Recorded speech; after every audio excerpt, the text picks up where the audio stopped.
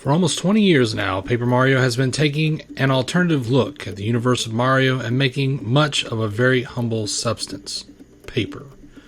The creativity and humor of this series are its trademarks, and the quality of the games is always high. It seems there is a new game coming up on the horizon, and with the Switch still the incredible success that it is, Paper Mario is poised once again to leave its mark on the industry. But what are the ingredients of a good Paper Mario game? Let's pour through the series and shed light on what makes these games great in this Paper Mario Retrospective.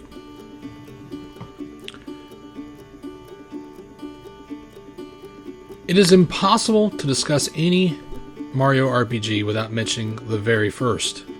Many have claimed it to be one of the best ever produced and hold it in as high regard as Final Fantasy VI or Chrono Trigger on the Super Nintendo. No matter what your preference is in relation to the SNES Big Three, it certainly proves that on the SNES, Squaresoft was at the top of their game.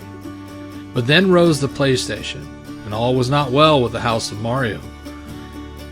With the N64 in desperate need of an RPG to compete with the PlayStation and Square, measures needed to be taken, and soon. Enter Intelligent Systems, a company with a very similar story to HAL Laboratories, see Smash Bros. And Kirby, around since the days of the NES and first contracted by the Big N to port games from the disk system to ROM cartridge format for the American NES. Intelligent Systems went from porting and assisting in the Big N's properties to making their own games. Their early success came in the Wars series and the Fire Emblem series. Both of these tactical turn-based RPGs would elude the West for some time, but they were successful enough for the company to get bigger and bigger projects to work on. In 1997, in the wake of Final Fantasy VII, the then titled Mario RPG 2 was announced at Nintendo Space World. Years later in 2000, it hit store shelves in Japan, and the rest, as they say, is history.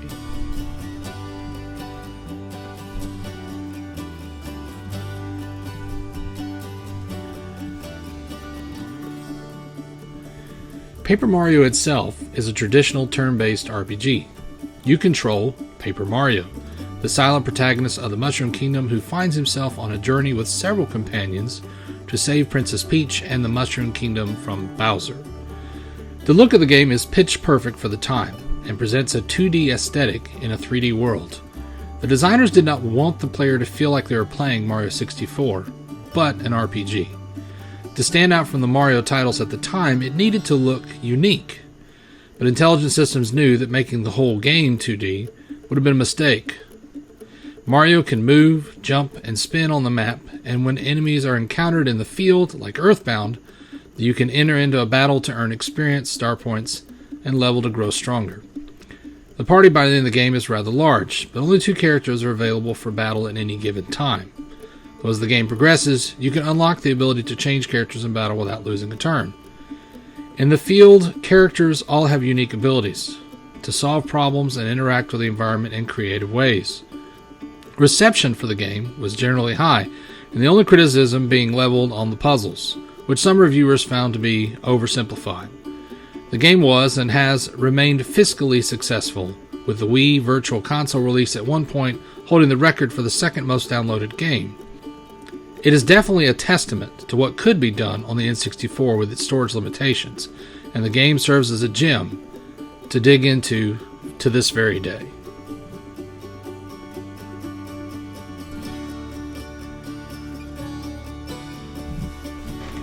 With the success of the original game and the need for RPG titles on the GameCube as pressing as it was on the N64, it made sense to stick with what worked. Paper Mario: The Thousand-Year Door was not out to try many new things, but it did set out to perfect the formula of the original, and on that front, it was a resounding success. This is not to say there is nothing new at all. First, there is a new setting, Rogueport, and its surrounding areas, which showed off a seedier side of the Mario universe. Added to the battle system is the theater mechanic. Each battle is viewed by an audience, and how stylish you perform your action commands can build meters for super moves and increase the size of your audience to increase the effect. Partner character stats and moves are more fleshed out than the original game. The original game included a short story segments where Peach was playable, and these return in the sequel, but also include Bowser segments. The game also leans hard on the paper aesthetic, with paper-themed power-ups, such as the ability to fold into a paper airplane to cover certain gaps. The game was received well critically and sold well, making it, like the original, a killer app for the system. It is my favorite title in the series, and I love the writing and story and find the game mechanics never grow stale to me.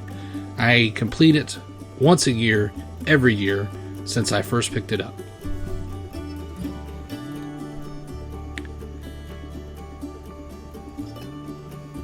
So, where do you go from here?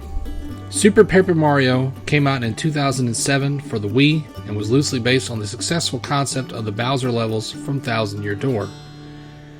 The added dimension to the gameplay was just that, an ability to enter third-person mode at any time to further explore the environment. This aspect of the game is largely successful at keeping the player engaged in the gameplay on the first playthrough. Otherwise, it might feel slow compared to traditional Mario platform games. The game moves pretty far in most other respects away from the previous two entries on most fronts. No longer turn-based, the game presents itself as an action platformer with RPG elements. The story is the most ambitious in the series and is both creatively humorous, but also can find some genuine moments of drama. The game is also shorter, and this is likely due to the increased focus on the platforming. But scrolling through extensive dialogue repeatedly, following short platforming segments, grows tedious on repeat playthroughs when the story no longer has the intrigue it had when you first played it. The game is easier than its predecessors as well. Not that this is always a bad thing, but the difference is noticeable enough that it called to mind the nature of many Nintendo Wii games of that generation being set for the largest audience possible. This also is not inherently a bad thing, but it does tend to disconnect a series considerably from its fan base. Replaying the game for my research, I found I grew tired of the game very early. It's the only game I played for this retrospective that I did not go ahead and finish. The game was a success and sold very well, however it did leave fans of the original two games hoping for a more traditional sequel in the future, including myself.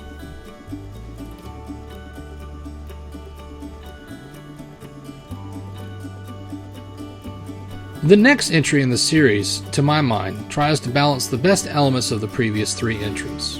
Turn-based battles return, but the experience points gained in the battle are gone. Progression is gated by a Mario overworld reminiscent of other platform games the plumber has been on. But the levels look and feel like an extension of the first two entries in the series. World manipulation for puzzle solving also makes a return. The story is much less ambitious and more conducive to the new platform.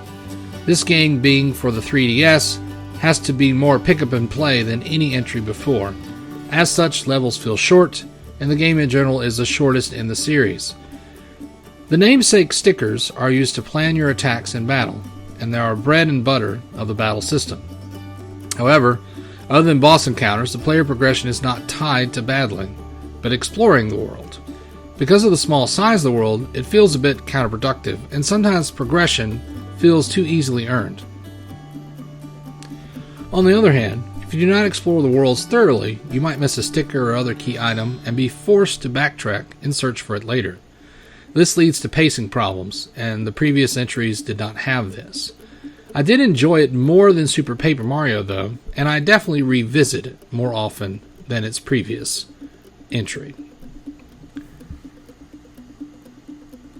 Color Splash is definitely Sticker Star, but on steroids. The presentation of the Wii U hardware is the best yet, and the game looks incredible. Levels are bigger and more in-depth than Sticker Star, and similarly the world map from the previous entry is expanded to extreme levels. If I were to tell you all the game's strengths, I would sound like I am repeating myself, and the game reminds me of the leap from the original to the Thousand Year Door. However, in execution, expanding the concepts of Sticker Star magnifies the formula's faults as well, particularly the formula for progression. Once again, battles yield no experience, and progression is gated through puzzles hidden in boss fights. If you go into the fight and did not find the correct item to progress, then you often cannot win. Worse is when you have the correct item, but you can play the card at the wrong time in battle, because timing does matter. In order not to miss anything, you have to talk to every NPC and explore every nook and cranny of the now much larger levels. While the environments are large and varied and fun to explore, the NPCs pretty much all blend together, meaning that you are going to miss a hint or valuable item and have to hunt it down later. This leads to backtracking, and that is a lot less fun due to the Wii U's extensive load times. Now, I really enjoyed the game. It grew on me, so to speak, but it still does not recapture the magic of the original 2. We need to at least mention Paper Mario and the Mario Bros. Crossover for the 3DS. I have not played it, as I have been working my way through the Mario and Luigi games, but out of all of those titles, I think I am most looking forward to giving this one a shot. Of course, Paper Mario has a new entry coming for the Switch. The more in-depth combat system shown, as well as the return of partners in some capacity, is intriguing to me, but only time will tell if the Switch version can recapture the magic of the originals.